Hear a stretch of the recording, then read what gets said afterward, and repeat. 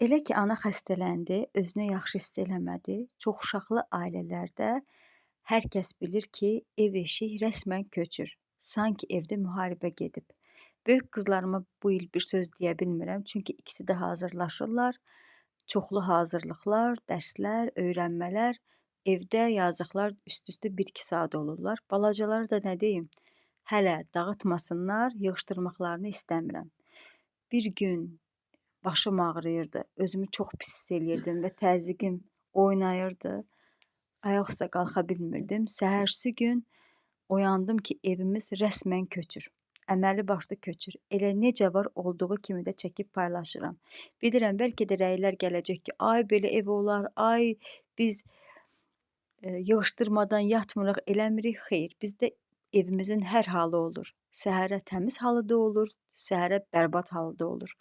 Bəzən insanıq, yoruluruq, çatdıra bilmirik, bəzən əhvalımız olmur, bəzən isə sağlamlığımız imkan vermir.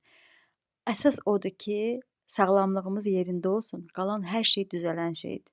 Qızlar ikisi də hazırlığa gedirlər deyə, demək olar ki, bizim evimizdə stolların üstü, hər tərəf sınaq kitabları, nə bilim toplular, hələ də bunların hələ tutduğu heç pulları mən demirəm.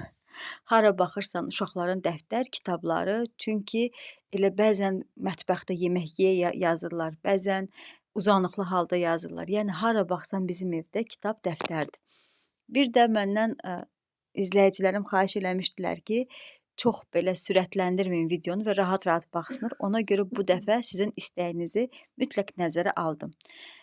Ən başlıcası yığışdırmağa böyük otaqdan, zaldan başladım. Çünki gələn evə kimsə gəlirsə, təbii ki, hər kəs kimi mən də zala ötürürəm. Ona görə də zaldan və stolun üstündən yığışdırmağa başladım. Nə lazım olacaqsa onları atdım, götürüləsin götürdüm. Kitabları da bir kənara yığdım. Bizim ev 3 otaqlıdır. Yəni uşaqların öz otaqları var, amma çox iri deyil deyə. Bəzən biri öz otağında hazırlaşanda, o birisi qızım zalda hazırlaşır. Ona görə də o kitabları stolun üstündən götürmürəm. Yəni bizə kim gəlsə mütləq stolun üstündə kitab, dəftər mütləq görəcək. Ona görə də heç dəymirəm, kənara yığıram. Çünki bilirəm ki, gələn kimi başlayacaq dərs oxumağa. Hər insanın özünə görə öz xəyalları var. Kimsə istəyir onun evləri çox olsun, maşını olsun, bağları olsun, yaxşı işi olsun, yaxşı gəliri olsun. Amma Allah şahiddir ki, mənim həyatda ən böyük arzum mənim uşaqlarımın oxumağı olub. Sanki onlar oxusa, öz ali təhsilləri olsa, mənim dünyada başqa bir dərdim olmaz. Çünki heç kəs həyatı tutub qalmır və hər valideyn bir gün bu dünyadan köçüb gedir. Allah vaxtsız itkilər verməsin. Çox istərdim ki, biz həyatdan köçəndən sonra mənim uşaqlarım öz ayaqları üstə qalxa bilsinlər, heç kəsə möhtac olmadan, sadəcə özlərinə güvənərək. Ona görə də demək olar ki, bütün sərmayəni, hər şeyi uşaqların hazırlaması üçün qoymuşuq. Siz də bilirsiniz ki, indiki dövrdə həqiqətən müəllim yanına getmək də həqiqətən, necə deyim, yaxşı bir pul tutur. Yəni hər şeyi gözə alaraq, İnşallah ki, tək ki Allah arzumu ürəyimdə qoymasın. Yenə də deyirəm, ən böyük arzum onların ali məktəbə qəbul olmasıdır. Amma qəbul olmasalar belə yenə canları sağ olsun. Əsas uşaqlarımın sağlamlığıdır. Yəni hər şeydə öndə gələn onların sağlamlığıdır. Girməsələr belə nə onları dalaşmaram, nə onlarla, yəni əsas canları sağ olsun. Çünki uşaqların elə vaxtı olur ki, həqiqətən depressiyaya düşə bilərlər. Mən də onu heç istəmirəm. Bir də biz bura köçəndən sonra mən çox yeni şeylər ala bilmədim. Ondan sonra uşaqların hazırlıqları başladı və yaxud da kreditlər falan. Yəni normal Azərbaycanlı ailəsi olan hər kəs məni çox yaxşı başa düşəcək. Məsələn, stolların üstünə burada adyallar atmışam. Bizdə uşaqlar ev-eşiyi dağıdırlar da, tökürlər, çox dəcəldilər.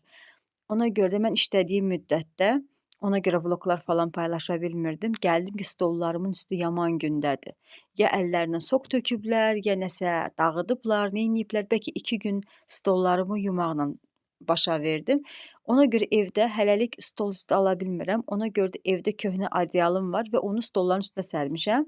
Kimsə gələ təbii ki, o adyalları götürürəm, amma özümüz olanda o adyalların üstündə qoyuram, qoymuram onu götürməyə.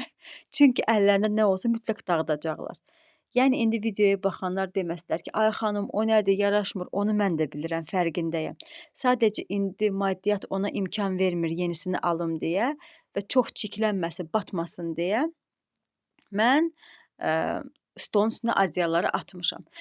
Və burada artıq demək olar ki, bütün böyük zibilləri götürdüm, stolun üstünü yığışdırdım, divanın üstünü qəşəng əski ilə sildim, üstünü yenidən saldım və keçirəm tozsorana. Mənim tozsoranım Philipsdir, çox razıyam. Nə yaxşı ki, almışam həqiqətən də.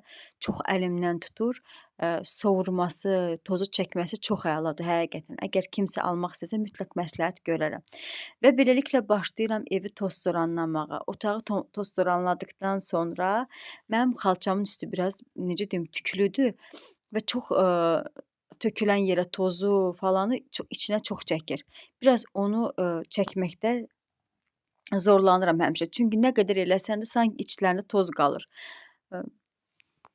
Xalçanın üstünü də çoxlu tozsoranladıqdan sonra artıq keçirəm uşaqların otağına. Uşaqların otağında artıq telefonun zaryadkası qurtarmışdı. Ona görə çox dibdən çəkə bilmədim. Sadəcə paltarları qatdaladım, yerinə yığdım. Luna da burada həmişəki kimi mən hardayamsa o da ordadır. Burada artıq böyük otaq qurtardı. Demək olar ki, uşaqların otağına keçdim. Orada da hamısını yığışdırdım, yerlər yığıldı. Bu ventilyatordakı yer yoxdur. İnanırsınız, elə gülmə şəkər kimi qalıb evin düz ortasında.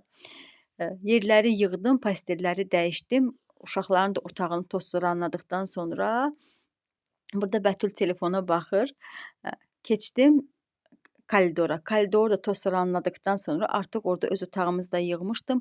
Orada da Rəsul uzanıb telefona baxırdı. Rəsul da xəstələnib. Yəqin ki, səs yazmada da səsini eşidirsiniz ki, burada öskürür. Orada da məni əl elədikdən sonra keçdim artıq mətbəxə. Saat 5-6 idi. Uşaqlara yemək hazırlayacaq idim. Vermişirli aş və toyuq elədim. Onu da Rəsul məndən istədi ki, amma ürəyim aş istəyir. Və aş da elədikdən sonra elə aşı bişirə-bişirə də kuxunanı yığışdırdım, qabları yudum. Demək olar ki, günümüzün sonuna gəldim, çatdım. Axırı ki, bir gün istirahət eləməyim, demək olar ki, bir gün yenidən iş görməyimə səbəb oldu. Çalışacağım ki, YouTube kanalı üçün belə uzun-uzun videolar çox çəkim. Əgər sizin istərsəniz, yenə başqa tipdə də çəkərəm. Burada artıq otaqlar hamısı təmiz, gül kimi. Artıq yeməyim də hazır. Rahat nəfəs alaraq gedib, çörək yeyib və günümü tamamladım. Artıq uşaqlar da hazırlıqdan gələcəklər, onlara da yemək, bir də onlardan çıxan qabları yumaq düz saat 12-yə kimi çəkir. Bu da mətbəxim, artıq tərtəmiz, yeməyim hazır, şükürlər olsun. Bir dənə paltarlarım qalmışdı, onu da atacaqdım yumağa. Bugünlük isə məndən bu qədər. Səhifəmə abunə olub, bəyənib və rəy yazmağı unutmayın. Hələlik.